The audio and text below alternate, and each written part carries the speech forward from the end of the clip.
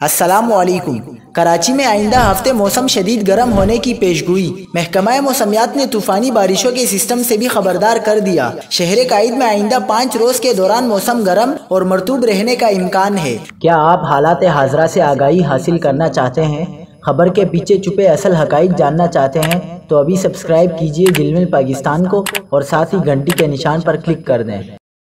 आपको बताते चलें कि महकमा मौसमियात के मुताबिक कराची में 14 से 16 सितंबर के दौरान मौसम शदीद गर्म रह सकता है। इस दौरान समंदरी हवाएं मुअत्तल और गर्म हवाएं चल सकती हैं, जबकि दर्जा हरारत 38 से 40 डिग्री तक रहने का इम्कान है। महकमा मौसमियात का बताना है कि इस वक्त हवा का कम दबाव राजस्थान पर मौजूद है, जबकि एक और हवा का कम दबाव खलीजी बंगाल में बन चुका है। महकमा मौसमियात ने बताया कि खलीजी बंगाल में बनने वाले हवा के कम दबाव की शिद्दत ज्यादा है, जिसके 16 से 18 सितंबर के दौरान शहर काइद में बारिश का इम्कान भी मौजूद है, जबकि 17 सितंबर को बालाई पंजाब, कश्मीर, ज़ेरी सिंध और मशरिकी बलोचिस्तान में तेज हवाओं और गरज चमक के साथ बारिशों की पेशगोई की गई है।